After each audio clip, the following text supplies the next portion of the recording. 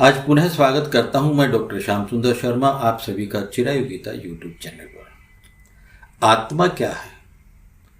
आत्मा का माप क्या है?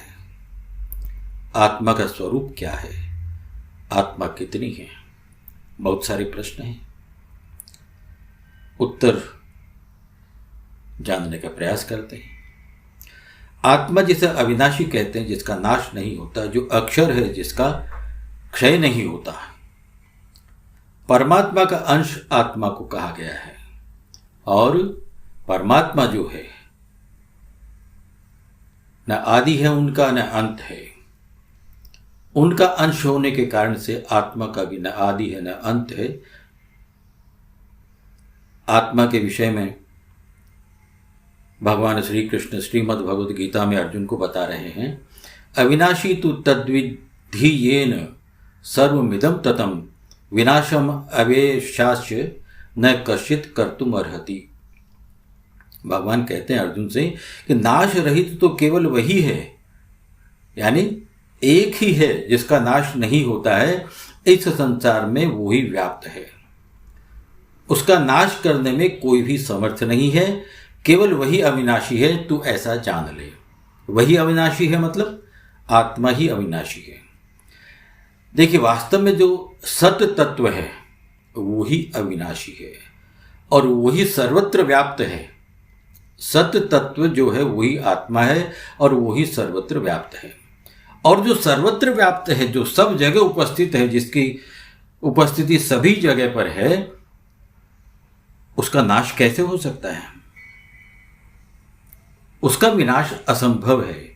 यह सत्य तत्व ही आत्म तत्व है जो पूरे शरीर में व्याप्त रहता है और संपूर्ण शरीर में विद्यमान होने के कारण से ही शरीर को प्राप्त होने वाले सुख दुख, इन सब का अनुभव संपूर्ण शरीर में होता है, किसी एक अंग विशेष में नहीं होता है।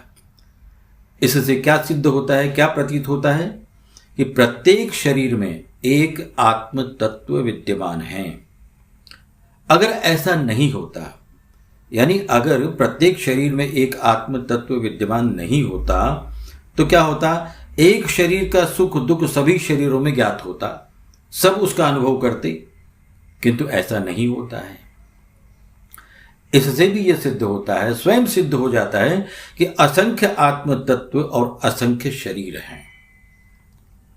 असंख्य आत्म तत्व और असंख्य शरीर हैं। आत्मा के माप के बारे में श्रीमद् भागवत में इस आत्म तत्व यानी आत्मा के माप के विषय में कहकर इसे प्रमाणित भी किया गया है। कहा गया है कि एक केश के अग्रभाग के 10,000वें भाग के बराबर असंख्य आत्मकण होते हैं। और यही कारण है कि प्रत्येक शरीर को अपने अपने अनुभव होते हैं।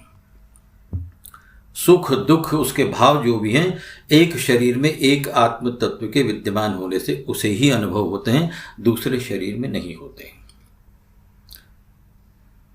तो आत्म तत्व सर्वव्याप्त है, सभी शरीर में उपस्थित है और सभी शरीर में उपस्थित होने के कारण से ये कह सकते हैं कि सभी शरीर जिसमें आत्म तत्व है वो परमात्मा का अंश है।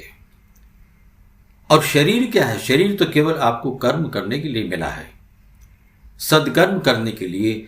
अगर आप सदकर्म नहीं करते हैं, ईश्वर का स्मरण नहीं करते हैं, ईश्वर की सत्ता को नहीं मानते हैं,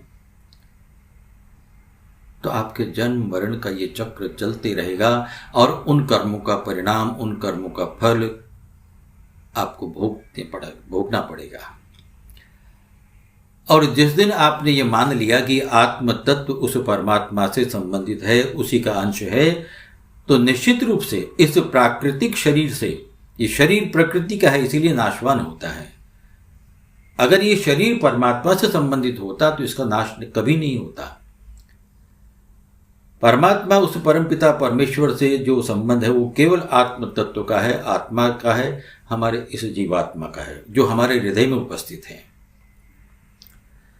इसलिए सदैव उस परमात्मा का गुणगान कीजिए, सदैव उस परमात्मा का स्मरण कीजिए, उसके सत्ता को मानिए, उसके महत्व को मानिए, इस शरीर से कुछ भी होने वाला नहीं है, ये नश्वर है। आत्म तत्व परमात्मा जीवात्मा अविनाशी है। जय श्री कृष्ण, जय श्री राधे।